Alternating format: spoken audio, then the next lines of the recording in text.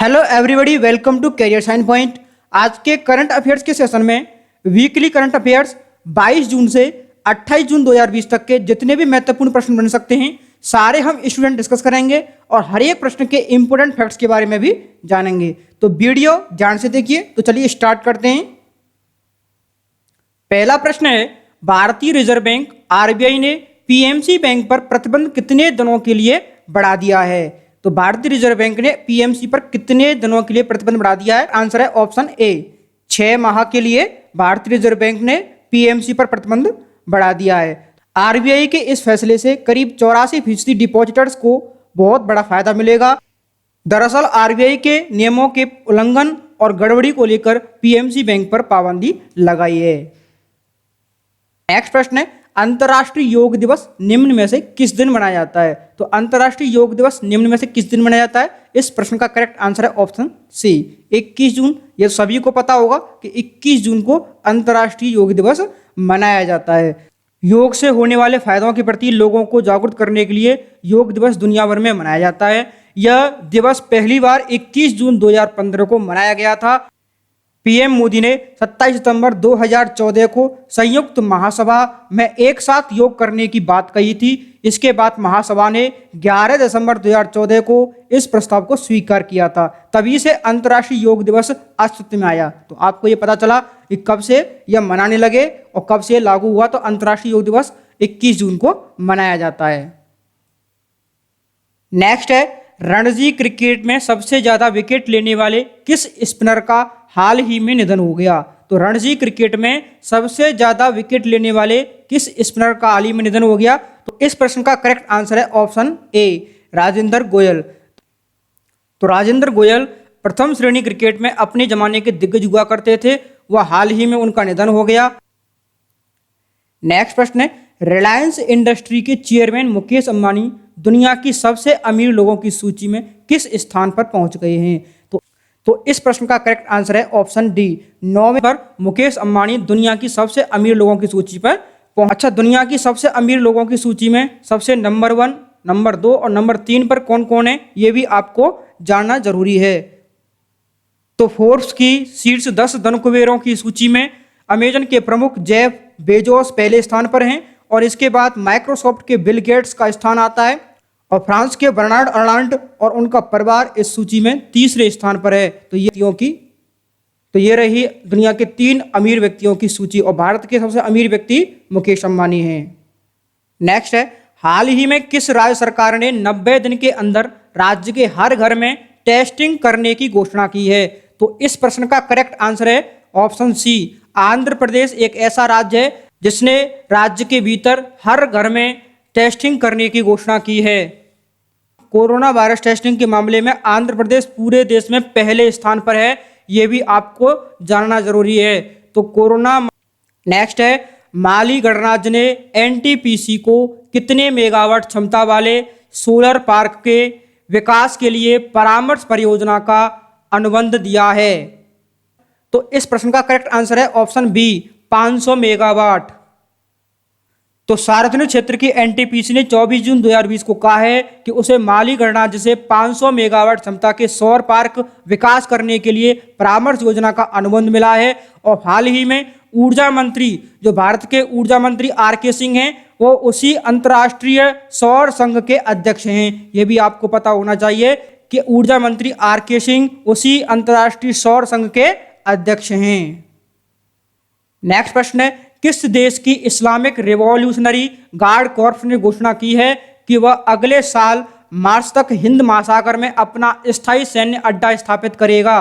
तो इस प्रश्न का जो करेक्ट आंसर है वो है सी, ईरान। तो ईरान की इस्लामिक रिवॉल्यूशन गार्ड कॉर्प्स ने घोषणा की है कि वह अंतर्राष्ट्रीय जल की अपनी उपस्थिति का विस्तार करने की योजना बना रहा है। IRGC मार्च 2021 के अंत तक हिंद महासागर में एक स्थायी आधार बनाने की योजना बना लेगा। नेक्स्ट प्रश्न है, अंतर्राष्ट्रीय ओलंपिक दिवस निम्न में से किस दिन मनाया जाता है? तो अंतर्राष्ट्रीय ओलंपिक दिवस निम्न में से किस दिन मनाया जाता है? तो इस प्रश्न का करेक्ट आंसर है ऑप्शन डी, 23 जून को अंतर्राष्ट्रीय ओलंपिक दिवस मनाया जाता है। अच्छा, इस दिवस के आयोजन का मुख्य उद्देश्य मानवीय जीवन में खेल का महत्व व चिन्हित करना और दुनिया भर में खेल और खेलों के भागीदारी को बढ़ावा देना है। अंतर्राष्ट्रीय ओलंपिक समिति की स्थापना जो हुई थी वो कब हुई थी? 23 जून 1894 को पेरिस में की गई थी। कब की गई थी? 23 जून 1894 को पेरिस में की गई थी। ये भी आपको याद रखना है। नेक्स्ट प्रश्न है, किस भारतीय अर्थशास्त्री और नोबेल पुरस्कार विजेता ने साल 2020 के जर्मन बुक ट्रेड का प्रतिष्ठित शांति पुरस्कार जीत लिया है? तो किस भारतीय नोबेल पुरस्कार ने किस भारतीय अर्थशास्त्री और नोबेल पुरस्कार विजेता ने यह पुरस्कार जीता है?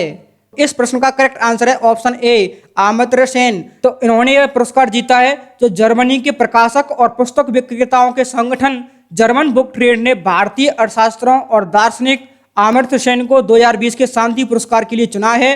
अमर्त्य सेन को साल 1998 में नोबेल शांति पुरस्कार भी दिया गया था। नेक्स्ट प्रश्न है, केंद्र सरकार ने हाल ही में प्रधानमंत्री मुद्रा योजना के तहत कर्जदाताओं को कितने प्रतिशत ब्याज सहायता देने की मंजूरी दी है?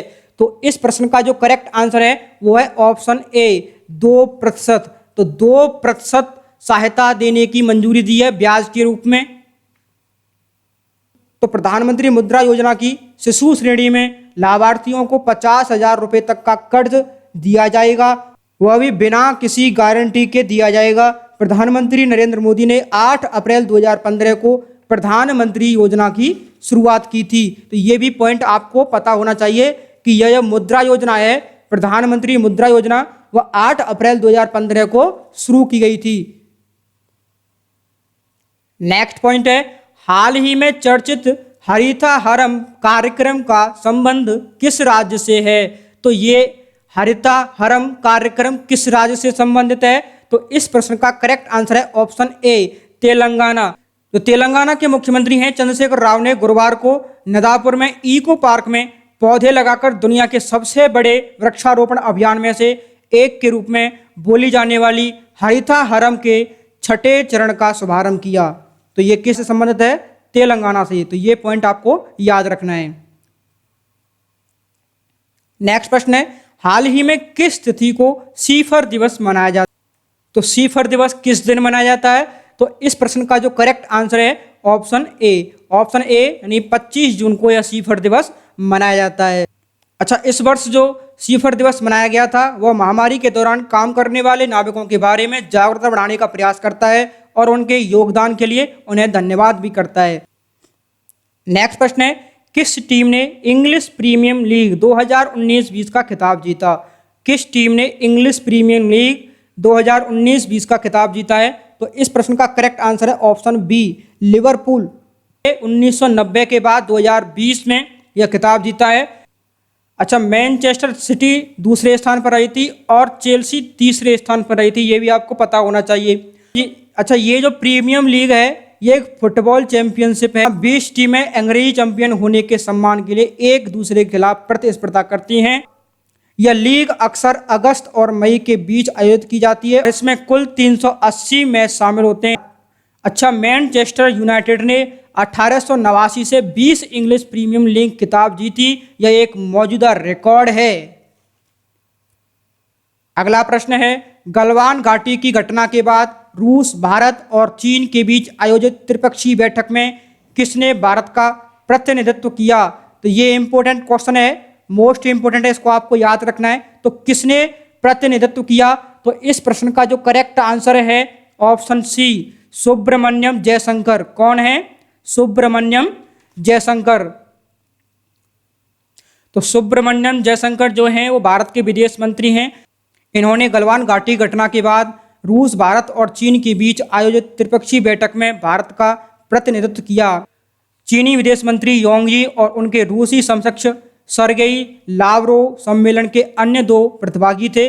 भारत के रक्षा मंत्री राजनाथ सिंह ने भी 24 जून 2020 को मॉस्को में एक सैन्य परेड में भाग लेने के लिए रूस का दौरा किया था, जो द्वितीय विश्व युद्ध के रूसी लोगों की जीत की 75वीं वर्षगांठ की प्रतीक था।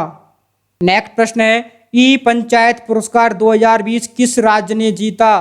तो इस प्रश्न का जो करेक्ट आंसर है ऑप्शन डी, हिमाचल प्रदेश। तो तो ई पंचायत 2020 पुरस्कार जो हिमाचल प्रदेश ने जीता है। तो हिमाचल प्रदेश की जो राज्य पंचायती राज विभाग ने ई पंचायत पुरस्कार 2020 पहली बार जीता है। अच्छा, ये भी आपको जानकारी होनी चाहिए कि यह पुरस्कार कौन देता है। तो यह पुरस्कार केंद्रीय पंचायती राज मंत्रालय द्वारा दिया जाता है। तो ये आपको जानना जरूरी है।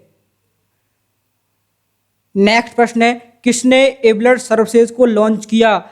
तो इस प्रश्न का जो करेक्ट आंसर है ऑप्शन सी, हर्षवर्धन केंद्रीय स्वास्थ्य और परिवार कल्याण मंत्री हैं। ये एक वीडियो कॉन्फ्रेंस के जरिए इंडियन रेड क्रॉस सोसाइटी द्वारा विकसित मोबाइल ऐप एबलर सर्विसेज की शुरुआत केंद्रीय स्वास्थ्य मंत्री इंडियन रेड क्रॉस सोसाइटी के अध्यक्ष भी हैं, ये भी आपको पता होना चाहिए। केंद्रीय स्वास्थ्य मंत्री रेड क्रॉस सोसाइटी के अध्यक्ष। अच्छा, ये जो एप्लीकेशन है इसे सेंटर फॉर डेवलपमेंट और एडवांस कम्युनिटी द्वारा विकसित किया गया है।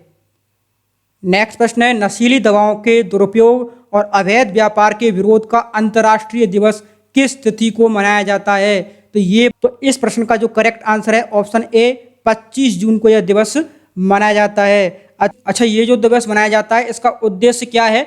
इस दिवस का जो उद्देश्य है वो संयुक्त राष्ट्र द्वारा नशीली दवाओं के दुरुपयोग से अंतर्राष्ट्रीय समुदाय को मुक्त करने का लक्ष्य प्राप्त करने के लिए यह दिवस मनाया जाता है और इसकी खिलाफ कार्रवाई और सहयोग को मजबूत करने के अपने दृढ़ संकल्प की भावना दर्शन के रूप में हर वर्ष 25 जून को यह दिवस मनाया जाता है। तो ये भी आपको ध्यान में रखना होगा। नेक्स्ट प्रश्न है, अंतर्राष्ट्रीय मुद्रा कोष IMF ने भारतीय अर्थव्यवस्था के वित्त वर्ष 2021 में कितने % तक गिरने का अनुमान जताया है? तो कितने % गिरने का अनुमान जताया है? तो इस प्रश्न का जो करेक्ट आंसर है ऑप्शन डी, 4.5%, यानी 4.5%। अंतर्राष्ट्रीय मुद्रा कोष ने हाल ही में भारतीय अर्थव्यवस्था के वित्त वर्ष 2021 में 4.5% की भारी गिरावट का अनुमान भी लगाया। 2021 के महीने में 1.9% वृद्धि का अनुमान भी जारी किया है। तो ये आंकड़े आपके परीक्षा में पूछे जाते हैं, तो ये आंकड़े आपको याद रखने होंगे। नेक्स्ट प्रश्न है, मातृ पुष्टि उपहार योजना किस राज्य द्वारा शुरू की गई?